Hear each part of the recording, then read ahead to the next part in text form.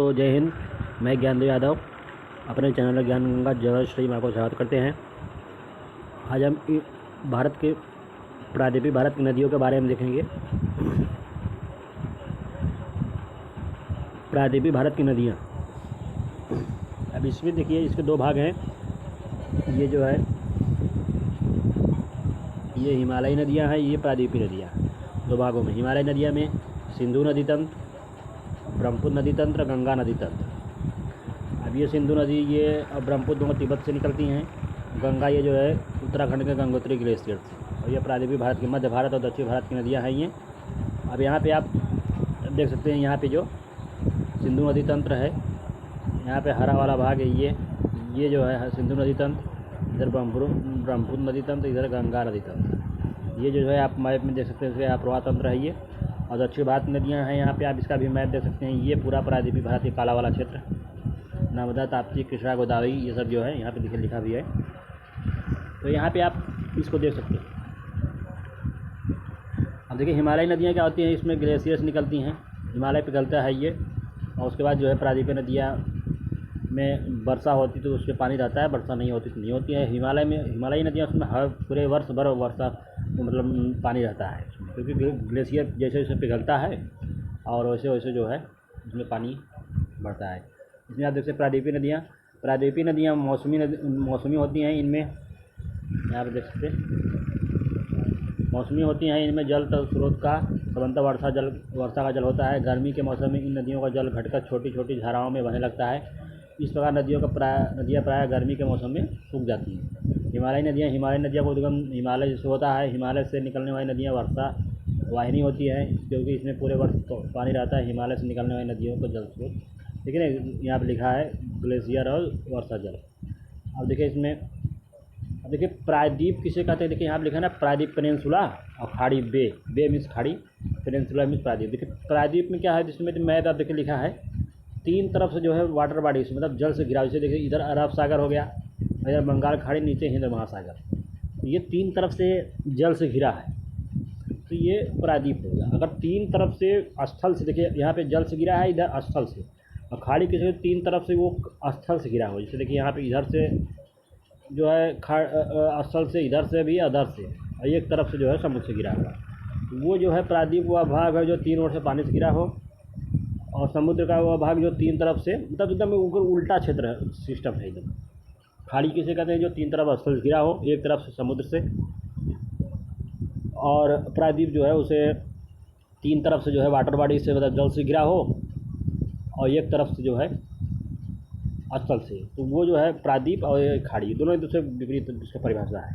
आप मैप में भी मैप थ्रू आप देख सकते हैं। यहाँ पे आप देखिएगा, यहाँ पे खंबात खाड़ी है ना गुजरात में, ये देखिए यहाँ पे वो, ठीक है। अब यहाँ देखिए ग्लेशियर का फिगर आप देख सकते हैं। यहाँ पे ये देखिए ग्लेशियर जैसे पिघले के बर्फ़, ग्लेशियर मतलब बर्फ़ की जो है वहाँ पे जमी रहती है पहाड़ पर्वतों पे। देखिए यहाँ से ऐसे नदियाँ ऐसे निकलती हैं, बर्फ़ जैसे पिघलेगा वैसे नदियाँ निकलेंगी, ठीक है। अब यहाँ पर दक्षिण भारत की नदियों को दो भागों में बांटा गया है, बंगाल की खाड़ी में गिरने वाली नदियाँ और अरब सागर में गिरने वाली नदियाँ। अब इसमें आप देख सकते हैं, इधर पूरा जो है अरब सागर की नदियाँ हैं, ये इधर बंगाल की खाड़ी नदियाँ हैं। अब यहाँ पर अरब सागर की नदियों में देखिए, अरब साबरमती, माही, नर्मदा, ताप्ती, मांडवी, जुआरी, शरावती, गंगा, वेली, पेरियार, भरतपुजा, ये सब अरब सागर पश्चिम साइड में बहने वाली हैं नदियाँ। और ये बंगाल की खाड़ी में नदियाँ हैं, जो इधर सब देखिए दामोदर, स्वर्णरेखा, बैतरणी, ब्राह्मणी, महानदी, गोदावरी, कृष्णा, कावेरी, पेन्नार, बैगई, तामुड़ी, ये जब क्रम से भी हैं, ऊपर से नीचे जो है इनका क्रम है। ये जो है बंगाल की खाड़ी में गिरती हैं। तो कभी कभी क्रम लगाने का भी आ जाता है, तो इसमें देखिए पूरा क्रम से है ये। और यहाँ पे देखिए नेक्स्ट पॉइंट जो है बंगाल की खाड़ी में गिरने वाला नदी। आप देखिए इसमें पूरा एकदम क्रम से, कई बार एग्जाम इसको पूछा है कि क्रम से कभी कभी देता है कि उत्तर से दक्षिण तरफ में जो है नदियों का क्रम लगाइए। तो यहाँ पर देखिए हुगली नदी। अब ये हुगली नदी जो है गंगा की सहायक नदी है, क्या तो उसमें मिल जाती है। तो देखिए हुगली है, उसके बाद जो है हुगली के बाद दामोदर, फिर उसके बाद स्वर्णरेखा, उसके बाद बैतरणी, फिर ब्राह्मणी, फिर महानदी, फिर देखिए गोदावरी है, फिर कृष्णा, फिर पेन्नार, फिर कावेरी, फिर बैगई, फिर ताम्रपणी। ये जो है नदियों का क्रम उत्तर से दक्षिण तरफ जो बंगाल खाड़ी में गिरने वाले थे उनका क्रम है। और इसमें जितने पॉइंट हैं सब इम्पोर्टेंट हैं। आप ये एग्ज़ाम में एकदम पूरा टू दी पॉइंट पूछे जाते हैं। आप इसको देख सकते हैं, एग्ज़ाम में आप इसके क्वेश्चन हल करिए, जो है ऑब्जेक्टिव क्वेश्चन मिलेंगे, पूरा सभी क्वेश्चन मिलेंगे। देखिए दामोदर नदी का उद्गम, देखिए दामोदर नदी जो है,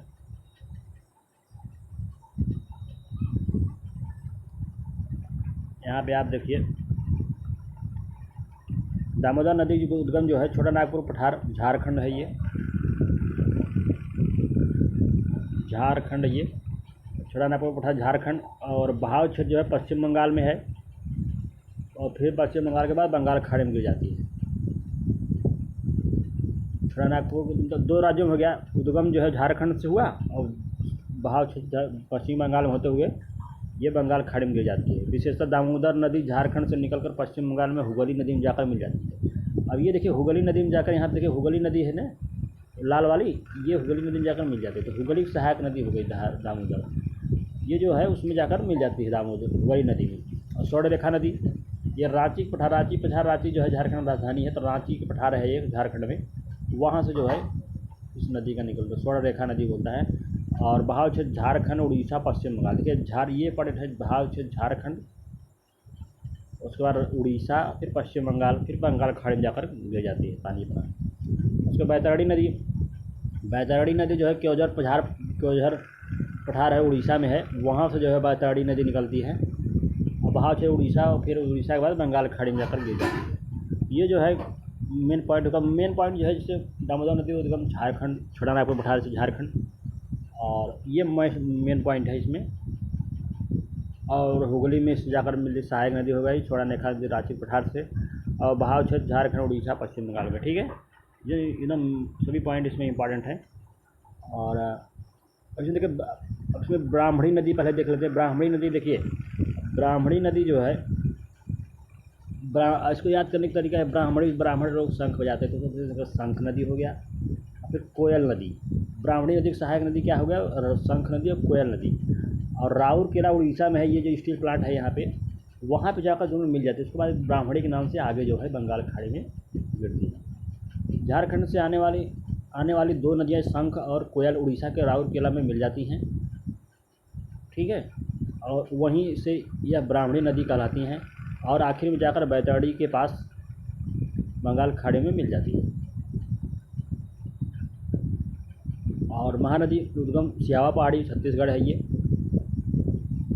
सियावा पहाड़ी छत्तीसगढ़, बहाव क्षेत्र छत्तीसगढ़ उड़ीसा, बहाव क्षेत्र छत्तीसगढ़ उड़ीसा।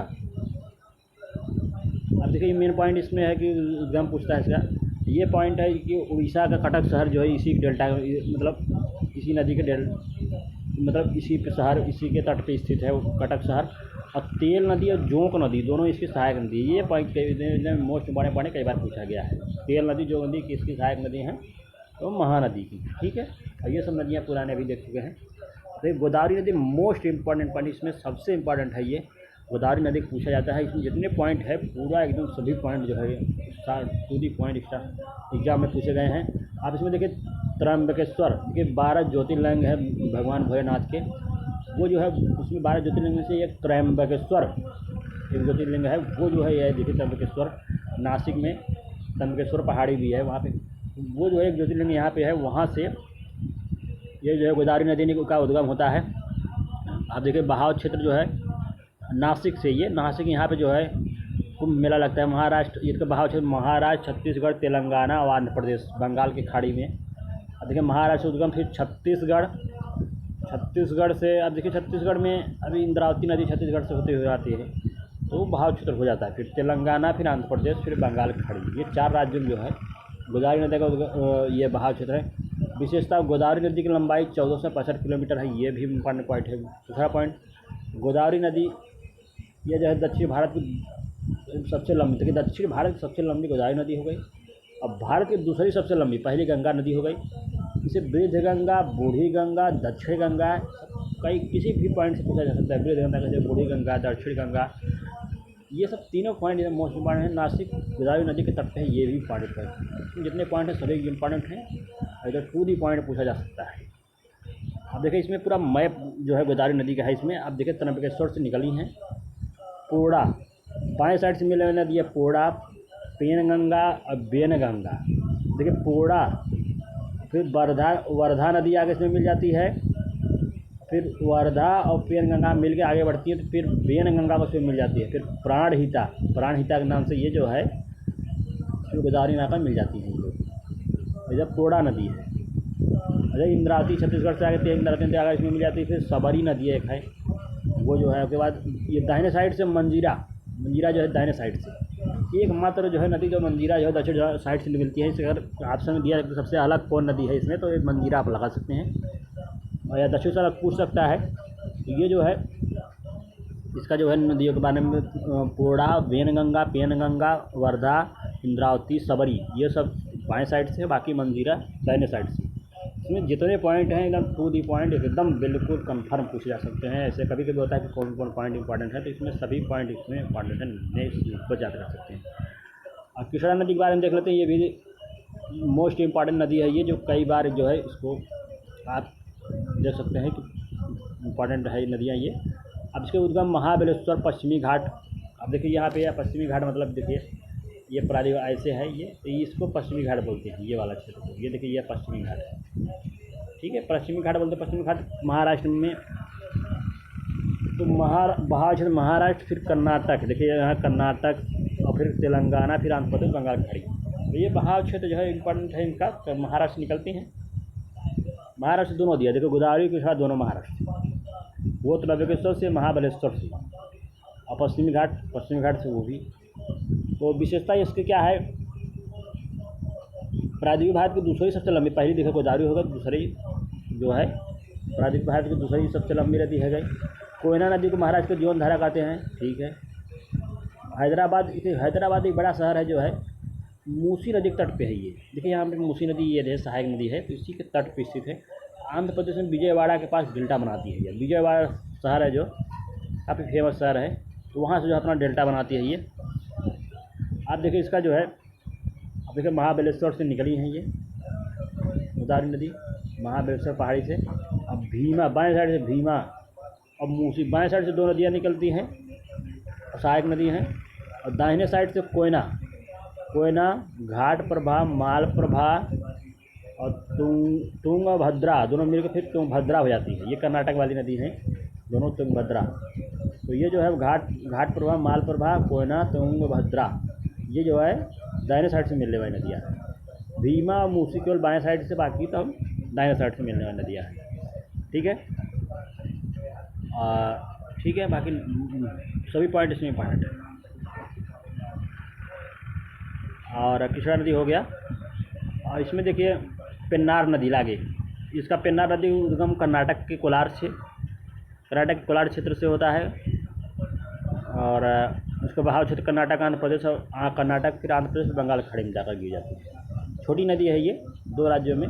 फिर कावेरी नदी देखिए, ये भी कावेरी नदी ज़्यादा इंपॉर्टेंट, पेन्नार ज़्यादा इंपॉर्टेंट कावेरी है, ठीक है। गोदावरी, कृष्णा, कावेरी ये तीनों नदियाँ ज़्यादा इंपॉर्टेंट है। फिर उसमें महानदी, फिर उसके बाद जो है और वो जो है दामोदर। तो ये कावेरी ब्रह्मगिरी पहाड़ी से देखिए, ये त्र्यंबकेश्वर, गोदावरी, त्र्यंबकेश्वर, महाबलेश्वर, कृष्णा और ब्रह्मगिरी पहाड़ी से ये ब्रह्मा जी की पुत्री कहा जाता है। ब्रह्मगिरी से ब्रह्मागिरी पुत्री, ब्रह्मगिरी पहाड़ी से जो है कहा जाता है कि ब्रह्मा जी के कमंडल से निकले थे जो है उनकी कमंडल से उन्होंने गिराया था तो उसी से निकली थी, उनकी पुत्री कहा जाता है। तो ये जो है ब्रह्मगिरी पहाड़ी कर्नाटक में है। बहाव क्षेत्र कर्नाटक, फिर तमिलनाडु होते बंगाल खाड़ी, दो राज्यों में। विशेषता दक्षिण भारत की एकमात्र सदाबहार नदी, इसमें हर समय पानी रहता है क्योंकि पूरे वर्ष इसमें पानी रहता है। शायद दक्षिण भारत की गंगा भी कहते हैं क्योंकि गंगा में भी पानी लगभग हर समय रहता है क्योंकि। और बैगई नदी तमिलनाडु देखिए फिर तमिलनाडु बैगई नदी केवल एकमात्र जो है तमिलनाडु में बहती है, फिर पाक की खाड़ी में गिर जाती है। फिर मदुरै शहर बैगई नदी के तट पे है, मदुरै शहर, ठीक है। तामपड़े नदी तमिलनाडु, फिर मन्नार खाड़ी में जाकर गिरी। तामपड़ी नदी लास्ट वाला नदी है ये। तो ये जो है हो गया पेन्नार कर्नाटक के कोलार से। आप जो है इसमें ज़्यादा इम्पॉर्टेंट है जो है कावेरी, ठीक है। उसके बाद अरब सागर में गिरने वाली नदियाँ हैं ये सब। अब देखिए इधर दाहिने से अरब सागर पश्चिम से इधर गिर रहे हैं, ठीक है। अरब सागर में गिरने वाली नदियाँ देखिए यहाँ पे लूनी है पहले, फिर साबरमती, फिर माही और फिर इधर विंध्याचल पर्वत देखिए लाल वाला क्षेत्र है, विंध्याचल पर्वत है। और उसके बाद जो है सतपुड़ा रेंज, फिर मांडवी, जुआरी, शरावती, गंगावेली, पेरियार, भरतपुरा। ताप्ती मध्य प्रदेश के बैतूल जिले, देखिए ताप्ती नदी मध्य प्रदेश के बैतूल जिले से बहाव से मध्य प्रदेश, महाराष्ट्र, गुजरात फिर खंबात खाड़ी में गिर जाती है ये। विशेषता यह भी भ्रंश घाटी से होकर बहती हैं। भ्रंश घाटी मतलब समझ लीजिए दो पर्वतों के बीच से जो है, जो नीचे ज़मीन में धंसा हुआ क्षेत्र होता है, जैसे नाली एकदम कटा पानी बह जाता है, तो भ्रंश घाटी से होकर बहते ज्वार नदमुख का निर्माण करता है। जैसे अभी हम इसको मैप से दिखा जाता है नदमुख क्या होता है। यहाँ पे इसमें मैप में दिखाया नहीं है, अभी हम आपको दिखा देते हैं ज्वार नदमुख। तो ज्वार नदमुख ये होता है, जैसे मान लीजिए ऐसे क्षेत्र हुआ, अब यहाँ से जैसे मान लीजिए ये जो है इतना क्षेत्र से कट जाए, पानी अंदर घुस जाए, मतलब पानी गिरते गिरते कट जाता है जो क्षेत्र स्थल भाग का। ऐसे पानी मान लीजिए बहुत ऊंचाई से गिरे तो कटते कटते मिट्टी कटते कटते अंदर तक जो है ये जगह हो जाती है, उसी को ज्वार नदमुख बोलते हैं। और डेल्टा जो है हमारा जो मिट्टी बहा के लाती हैं फिर समुद्र में, तो जिससे काफ़ी ऊंचाई से जो गिरता है जो है। अब जैसे पश्चिम साइड जितनी नदियाँ हैं कोई डेल्टा निर्माण नहीं करती हैं, ज्वार नदमुख क्यों बनाती है। और पूरब साइड जो बंगाल खाड़ी में कोई भी ज्वार नदमुख नहीं बनाती, पश्चिम साइड वाली क्यों नदियाँ नर्मदा, ताप्ती, ये सब ज्वार नदमुख बनाती हैं। और भ्रंश घाटी से होकर जैसे नर्मदा, ताप्ती, भ्रंश घाटी से होकर बहती है, ठीक है। तो ये मेन पॉइंट है कि जैसे पूरब साइड जो बंगाल खाड़ी वाली कोई नहीं ज्वार नदमुख बनाती है, लेकिन वो सब डेल्टा बनाती है। और इधर वाली पश्चिम वाली कोई डेल्टा नहीं बनाती है, सब ज्वार नदमुख बनाती है, भ्रंश घाटी से बहती है। अब सभी नहीं बहते, लेकिन नर्मदा, ताप्ती जो है न भ्रंश घाटी से बढ़ते हैं। भ्रंश घाटी मतलब जो पर्वतों के बीच से बढ़ती है, एकदम ज़मीन के अंदर से। और ज्वार नदमुख निर्माण करते हैं सूरत का, ये जो सूरत शहर है ये, तो वो ताप्ती नदी के तट पे है ये, महाराष्ट्र वाला। फिर मांडवी नदी उद्गम कर्नाटक के भीमगढ़ स्थान से पश्चिमी घाट से, और कर्नाटक, गोवा, फिर अरब सागर में गिरती है। मांडवी नदी गोवा का मुख्य नदी है ये, और गोवा की राजधानी पणजी मांडवी नदी के तट पे है ये बात, ठीक है। जुआरी नदी गोवा से, जुआरी नदी केवल मात्र गोवा में, फिर अरब सागर में गिर जाती है। तो यहाँ पे देखिए आपकी क्रम है कितना अच्छा है कि मांडवी, फिर जुआरी, फिर शरावती, फिर गंगावेली, फिर पेरियार, ठीक है, पेरियार, फिर भरतपुरा, ये सब, फिर विंध्याचल। अब यहाँ पे देखिए नर्मदा का इस सब को नहीं दिए हैं। अब कर्नाटक देखिए अरब सागर में गिरने वाली नदियाँ हैं ये सब। अब यहाँ देखिए विंध्याचल ये सतपुड़ा पर्वत है, ये अमरकंटक पहाड़ी है यहाँ पे। ये जो नर्मदा नदी देखिए यहाँ पे लिखा है नीला वाला क्षेत्र, ये यहाँ में अमरकंटक पहाड़ी है मध्य प्रदेश में, वहाँ से जो है ये नदी निकलती है, फिर अरब यहाँ पे अरब सागर में गिर जाती है यहाँ पे,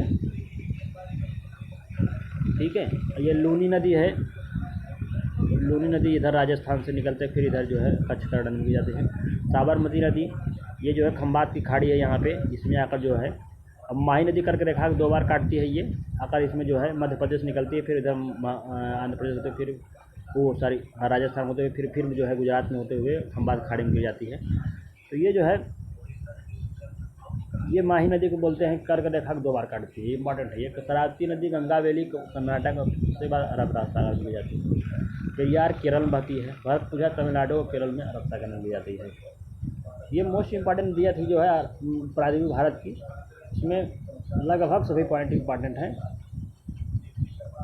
और बाकी हम लगभग नदियों का हमारा जितना टॉपिक था खत्म कंप्लीट हो चुका है। बाकी हम आप पर्वत श्रेणियों के बारे में नेक्स्ट वीडियो में बनाएंगे। धन्यवाद।